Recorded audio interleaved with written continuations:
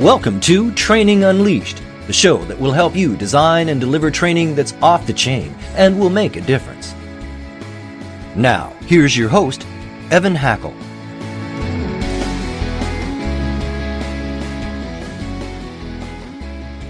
Hello, everyone, and welcome to another exciting edition of Training Unleashed. Today we have an amazing guest. Her name is Jennifer Powers, jenniferpowers.com for your reference. What's cool about today is we're going to talk about the difference of coaching and training, why you need both, what you can learn about coaching to make you a better coach, and then why occasionally you might need an outside coach, why you may need a coach or people in your team may need a coach. So we've got a lot to cover. Guaranteed everyone's going to learn something on this call and an amazing free gift at the end. I've got to keep that a secret, though, so everyone listens. But I will just say this. It's a better gift than our normal free gift. So anyhow, Jennifer, just very quickly, tell us a little bit about yourself. Thanks, Evan. I am Jennifer Powers. I am a professional master certified coach, and I am a speaker, and I'm also a best-selling author. And I've been doing this full-time for about 15 years now, digging the gig. Nice. So I'm going to start off with a provocative statement. Do it. Lots of people love to coach, and most of them don't have a clue what they're doing at all. And they do more telling than listening, more telling than evoking. Do you agree, disagree? What do you see? Well, when you say people, are you talking about people in management positions, people with their parenting, people in their relationship? Who are you talking about? Well, in this case, we're going to talk about people within the training department and people within management positions within companies where the training department could train them on better coaching skills. Yeah. So I think that creating a coaching culture is honestly the best thing we can do at this point for a number of reasons. And so, yes, I do agree. And I know as a fact that when you begin to say less, tell less and ask more, you can literally change the dynamic of relationships, the culture of your company. Empowerment goes up, retention goes up. In a training environment, it's a more dynamic experience for everyone involved, for sure. Mm-hmm. So let's get some clarity here for a second. How would you define the difference between coaching and training? So traditionally, if I were to talk about what a trainer does, it is bringing information to a group of people that may probably not have had that information before. And it's instructional, it's informative, it's educational, and it's one directional. And coaching is two directional. It is educational, it's inspirational, but it's different in training in that it isn't a delivery system, it's more of an extraction system, right? So it's a person in the front of the room, call them whatever you want, eliciting information. Sure, they're sharing some information, but the majority of their time as a coach in front of a room anyway is extracting information from the participants because they recognize that there is a collective, a ginormous pool of collective intelligence in the room. And they also realize that collective pool wants to share that information and education that they hold, and they do a really good job of eliciting that as part of the content. I think it's very powerful, and I think when people speak themselves, they believe themselves more than any other person. Yep. Which is incredibly powerful. I know for a fact that when I coach, I get frustrated because I want to jump to the answer. And because I sit there and I just see it. And I'm spending all my time evoking and asking questions and trying to pull it out. Sometimes I get clients that just say, just tell me. Yeah. What advice do you give to people that want to jump to the end, but are skipping those really important steps? Because there's a huge difference, in my opinion, between a person that develops and solves and gets the aha themselves than one is told the aha. Yeah. But human nature is you want to prove how smart you are, so you want to tell them the aha. Yeah. So two things. One, we have to remember we're coming out of that command and control style of leadership and management, and maybe even training, where you were in the front of the room or you were in charge of a group of people because you had answers. And now we're asking people to maybe have answers, but not necessarily offer them up. Instead, have a skill set that allows you, the leader, the trainer, to ask questions to, like I said, extract from the other. Now, that's very difficult for a lot of people, Evan, because they are still in the mindset, well, if I don't have the answers, why am I getting paid the big bucks, right? Like, why am I the leader? Why am I the trainer? Well, good question, and I get it. But we notice we are 1 foot in the past and 1 foot in the future, and it's going to be a transition. So first I say be kind to yourself, because if you are, your tendency is that it's because that's what you've been working in for so long, right? So be kind. The second thing I would say is don't try to do anything before you just observe. Like, be a student of yourself and begin to observe what happens when you tell, when you direct, when you offer information, you give advice, you give direction. And then try it the other way, and in your management, in your training, instead of telling, asking. And then just watch, just observe the difference in the outcome of the person you're sitting with or the group that you're training. Just watch what happens. And then you decide which outcome you prefer to be the catalyst for. Do you know what I mean? Yeah. Just observe, because it's a tremendous, tremendous learning experience. Don't commit to doing one or the other. Just try it on and then see what you think. Yeah, I think that's a great point, because you will get inspired by the result, what you're talking about. Mm-hmm. Okay, so most of the people listening have been trained as a trainer. Yeah. Most of the people listening have not been trained as a coach. Sure.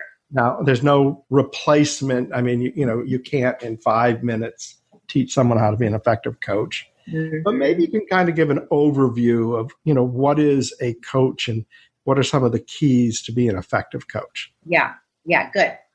So one, recognize that you don't have all the answers, that you don't want to have all the answers. And that's difficult for a trainer, because a trainer, again, is in the front of the room as the expert in the content, and they should deliver. So as a trainer, you want to have some information, but not all the answers. That, again, is a mind shift for some people. But that is where a coach in its true form comes with an unknowing mind, right? Willing to be curious, willing to ask questions that will elicit information that he or she, the coach, could never have come up with themselves. And that's a beautiful gift to a trainer, because one, it alleviates a lot of pressure, performance anxiety for new trainers. And it can really, really enlighten an audience way more than one individual in the front of the room can. So I say come a little bit with that curiosity, that unknowing, that interest in asking questions. And in order to do that, let me just say this, Evan, in order to do that, you have to have an interest in what your people, your participants have to say. If you don't have an interest, you're not going to ask. So find some level of interest in what they're bringing to the table. Okay, and then the second thing is simple. Allow room in your training for questions, open-ended questions, not the questions that, raise your hand if you've ever, that's not the question I'm talking about. I'm talking about questions that catalyze conversation in a way that is informative to the rest of the people. So it might be a question like, what do you think of when I say blank? Or what does blank mean to you, right? Questions that start with what or how are your best friends. So asking those open-ended questions. And then you gotta, like you said, you gotta bite your tongue and wait for the answer. You don't have to have the answer. Your goal is to fire start, like just get something started, get them engaged. Because you know what, Evan? They want to be engaged. Your audience today, there is too much competition. I don't care how interesting your training topic is. There is way too much competition in the form of Twitter, Facebook, text, email, right? Chimes that you can't afford to just be a talking head up there anymore. There is no doubt about it. What I find interesting is I'm talking to you and I'm making an assumption that clearly is false. And I always like that, because that biggest learnings are those epiphanies where you go, maybe you didn't know everything. And I always try to listen for why the other person's right. So I always think of training as being a group function, not necessarily always, but most cases. And I think of coaching as an individual function. I'm coaching you one-on-one. But you're describing coaching actually in a group setting to some degree. And maybe talk about that, because I would bet the listeners would be very interested in understanding what that means. Yeah. So first of all, it's amplified. You're right. Traditionally, coaching is one-on-one, but the beauty of coaching is amplified when you are in a group environment. Now, in order for it to be a positive experience for everyone in the group, you need to have people join together on commonalities. Like, they either have to have a common goal in mind, or a common background, common struggles or strategies, or common, solutions that they're looking for. It's not going to work if you just have a bunch of random people in there that you don't have a clear topic or a goal or destination. So that's important. I know, we might take that for granted, but not all training. You might have a room full of employee orientation, for example, where you have mid-level management, right?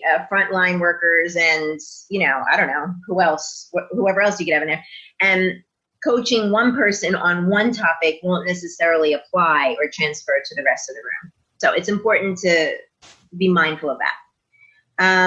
The beauty of coaching in a group is that, oh my gosh, there's so many.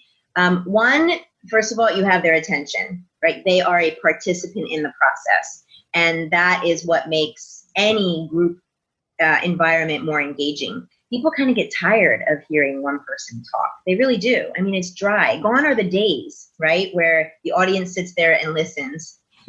And the person in front of the room is the only one talking. Like, okay, sorry, folks, if that's what you're doing, but that's like, most millennials aren't going to sit around for that. They're just not digging that. You know what I mean?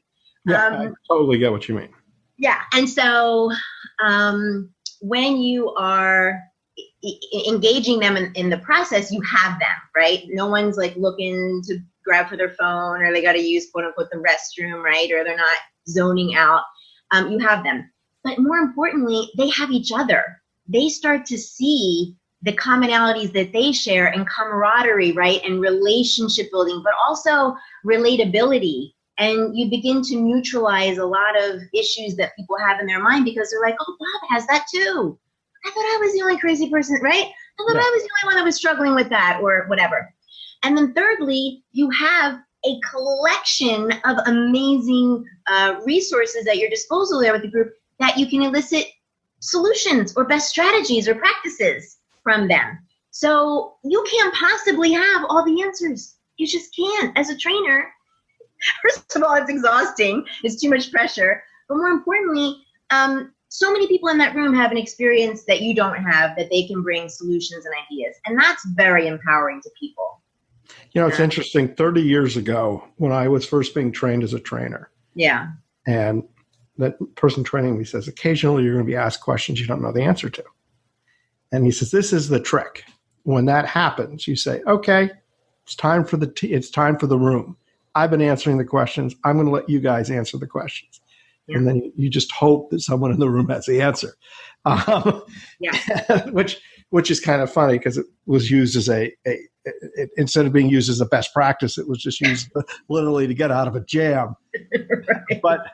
But I do like what you're saying, because, for me personally, engagement is a big deal. And when people are listening like they may be about to participate, even though not everyone is literally going to participate, they listen differently. Right? Yeah. If you think you're going to be called upon, then you've got to be more attentive than if you can just sit there and open up your phone and That's right. check your Facebook. Well, being called upon isn't something that I would recommend if you're going to employ the coach approach, right? It's more like oh, who else haven't I heard from? Or who else wants to share who hasn't shared yet? As opposed to you, Suzanne, what do you think? I haven't heard from you, right? That's a little beyond. Well, I wasn't really meaning pointing people out literally, but more like they could be, meaning that they could be participating if they chose to be, rather than knowing that they're not going to have that choice. Yes. Yeah. Which I think is kind of cool.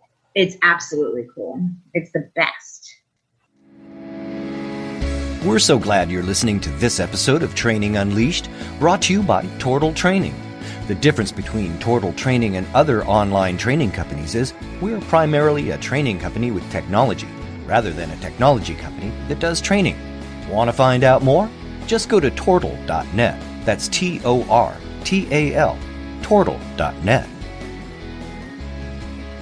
And one thing you reminded me of, just to give some verbiage of what trainers and even managers can use, is sometimes an employee, or you'll be in a meeting or a training where someone will ask you a question and you feel like you should have the answer, but you maybe want to just, open it up to the room, or maybe you're not exactly sure of the answer.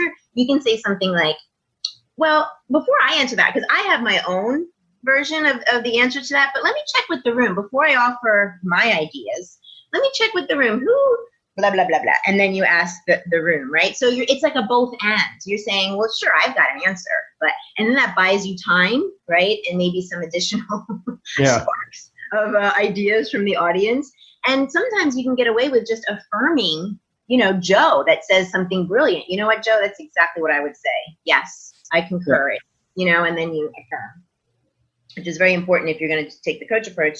You have got to affirm people. You can't just sit up there, ask questions, and then not respond or affirm positively. Even if you don't agree with it, there is something that you need. There is a safe space you need to create if you want people to continue to share, right? No. So you can accept what people say. You don't have to agree with them, but you can accept it, right? Does that make sense? Yeah, no, it makes total sense. I think the question that people in the audience are thinking, okay, am I doing a session and it's all coaching? Am I doing a session that's part training that converts to coaching? Mm-hmm. How would you answer that question? I would answer, what if it were both? What if it were this beautiful combination, this dance that you could do? I've done keynotes. I bring coaching into my keynotes. That's like just a complete weirdo idea, right? But if I find it, if whether you're training a small group of 15 or a room of 1,000, Evan, literally, if you are not engaging the people at some point or another, a speaker knows that every 7 minutes you need to have the audience doing something. I don't care if it's raising their hand to a rhetorical question or talking to their partner or looking on their sheet. They need to be doing something for every 7 minutes, right? So what if it were just a powerful coaching question that you put out every 7 minutes? But what if at the end of a training section, you have 2 hours of training, and every 30 minutes you've committed to just checking in with them and asking, what was the most powerful takeaway from the last section, right? What if that, and then you got an answer, and then you said, okay, who else? What else? Good. What are some other takeaways? Good. Let's hear from someone else. What are some other takeaways, right? That's coaching. That is eliciting information from the audience. I'll tell you that for me, if it's less than 50 people, I love ending a room that way. Yeah. And I just share this because I just literally did this with one of my clients. Yeah. So we made a big circle. We held hands. You could feel the energy. Kumbaya. And each person acknowledged a person in the room for their contribution to them during, which was really cool. Right. I eliminated myself from that because I wasn't looking for that. And then each person shared the number one learning from the meeting. And what was great is what a great way to remind everybody of what was being covered during the whole session. That's right. Right.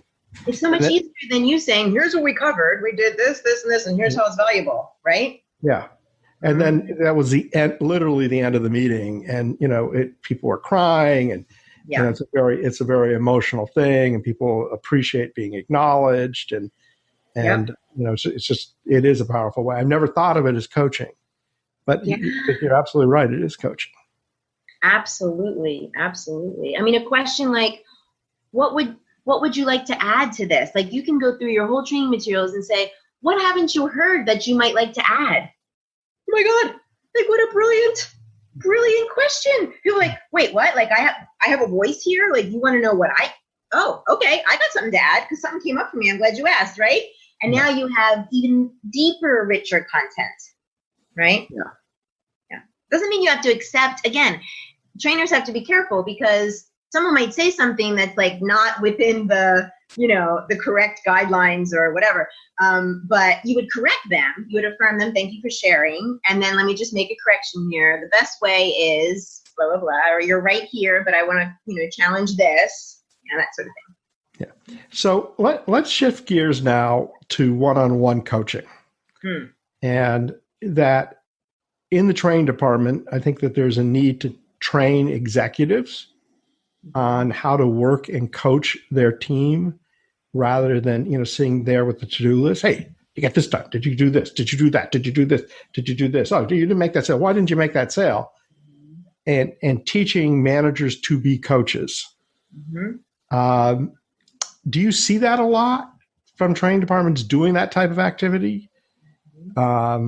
Is it better to outsource that activity to others? What are your thoughts? Well, I do that a lot. I train managers and executives to incorporate coaching skills into their leadership flat out. That is the best. And let me tell you, it's like, it's probably some of the most challenging work for managers and leaders to do because they're so successful and they got where they are because of all that they know and their experience and their ability to command and control and give direction and have answers. So it's like a big, short circuit for a lot of people. So yes, I do see HR and training departments incorporating it. However, it's slow. It's a slow go. And I will say that the majority, at least of the people that I've witnessed, are coming on an individual basis saying, I know that I can be a better manager. I'm struggling here. I'm looking for a coach to help me with my management skills. I don't know what it is, but I need some help. I know what it is. Jen Powers knows what it is. It's the coach approach, right? Yeah. And so when they adopt it, they start to see a tremendous difference in the response they're getting from their direct reports and the culture that they're creating. And it catches on like fire, Evan. It's just like wildfire. Like, they get it.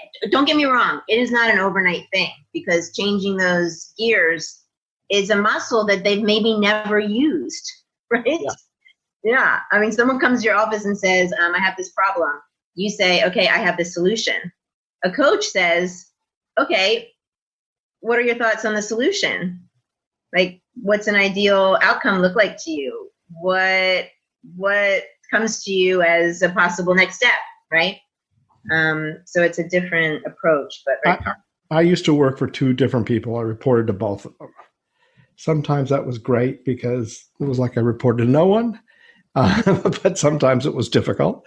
But the one thing I remember distinctly is that if I had a problem, if I went to one of them and I said, hey, here's my problem, the answer would be, they might ask a few questions, but then it would be, here's what you do. The other one would ask a few questions and, really clarifying and says, good luck in your decision. And, so I started going to the one much more than the other. The other one says, how come you're never asking me for help? And I go, when I ask you for help, you tell me what to do. When I ask the other one for help, he inspires me. and the guy go, ooh, and found that, to be interesting. But I think that's true. But I think our tendency as a manager, we're not talking about training now, but as a manager, is to think people are coming to you for the answers. Yeah. The problem is if you give them answers, they're going to come to you for answers over and over and over and over again because they don't want to take the risk of making a mistake. If they get coaching, and you help them better understand how to discern and make decisions, that's a muscle they build, and then they don't need to come as often. Mm-hmm. And if you're going to be successful as a manager, in my opinion, you've got to be able to have independently working teams under you, because if you're making every major decision for the organization, you're going to not have a personal life, and you're not going to be able to advance in the organization. It definitely behooves the manager, the leader. Now, you say, to be an effective manager, I would say today, to be an effective manager today, because this wasn't always true, right? People, and there's still people in the workforce that are frustrated by a manager who might take a coach approach, and they might want to say, just tell me, boss, just tell me what to do, right? So there can be some frustration and difficulty on this. And a lot of this is generational. It absolutely is. And, I'm a baby boomer, which used to be considered young, but is no longer.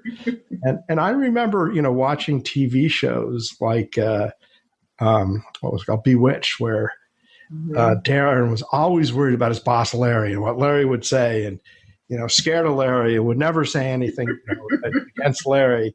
And you were taught that kind of fear. Yeah. But millennials, Gen Z, is totally different. Yeah. They want to be inspired. They want to have a voice. They want to feel heard. So I think that's a very good point.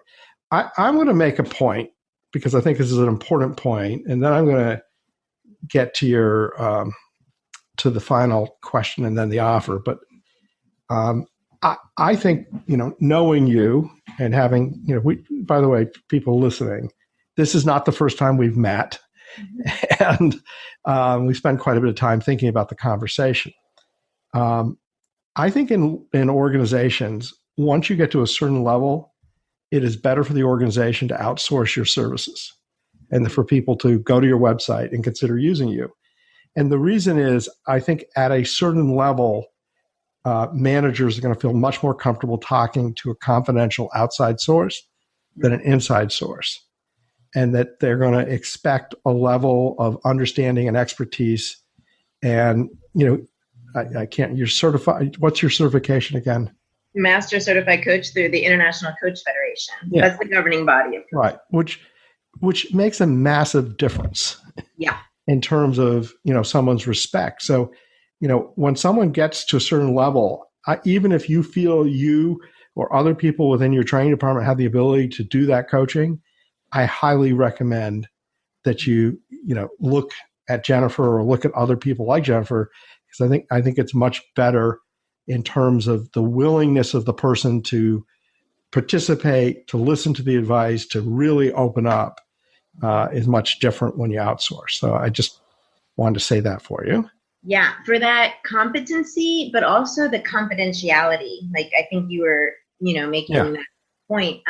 People are so much more comfortable sharing so much with someone that doesn't have an invested interest or agenda, right? In the company or in the department or the outcome. It's a great difference. So I see a lot of organizations that get their HR, their training department manager certified, they go through a quick training course and now they're coaching. That's fine, but consider someone who that's all they do. That as an outsourcing, like all I do. I mean, I've logged over 2,500 hours in coaching.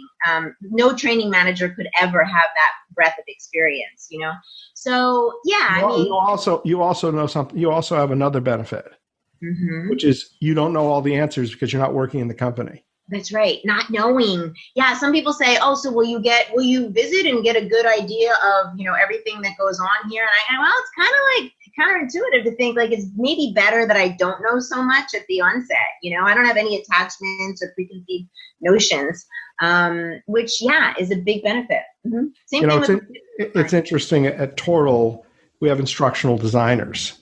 Mm-hmm. And we intentionally have instructional designers work with clients that have no experience in that field.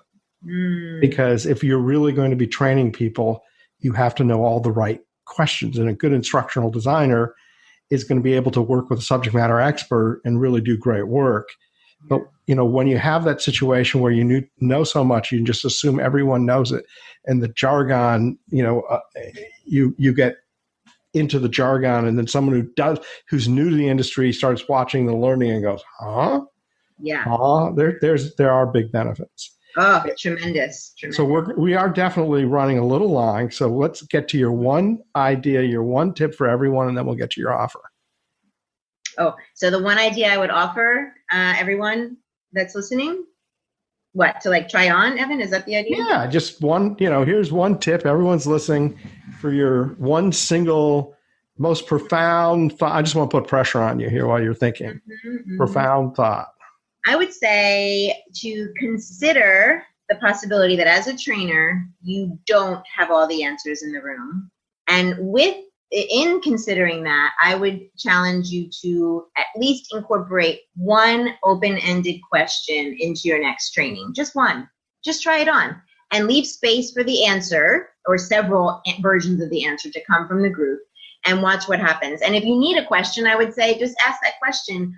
What is the most valuable takeaway you have today? Or what one thing will you bring forward with you that you've learned here today, right? What will you carry forward? Just ask the question, leave space for the answer, and just watch what happens. Yeah, that's a great tip. That's a very good tip. Plus, I think it's much more likely people will get something out of it if they take your idea of asking, what's the one thing they're going to take from here? Right. Okay, yes. let's get to your free offer. Okay. Please share with everyone. Yes. I wrote a fabulous book called O-Shift, O-H-S-H-I-F-T, which executives, managers, parents, frontline workers, coaches, clients, they all very much get a lot out of, because it helps people recognize their power of choice in their life. And by exercising that, they can create their own reality. And you can download a digital copy of that for free at oshift.com. And it would be a great pleasure to share that all with you. That's a great website, by the way. Thank you. Thank you. But that is not your main website, correct? No, right. The oshift.com is for the book. Yeah. JenniferPowers.com. If you want to reach out to Jennifer, she's got a great website. Friendly and easy person to talk to, I might add. I want to thank everyone for taking the time for listening today. And I hopefully, like myself, got a lot out of this. Thank you. Thanks, Evan. Pleasure to be here. Bye, everyone. Bye-bye. This has been Training Unleashed, but it doesn't stop here. Just go to trainingunleashed.net to subscribe to the show. That way, you'll never miss an episode, and you'll be well on your way to delivering training programs that are off the chain. We'll talk to you next time on Training Unleashed.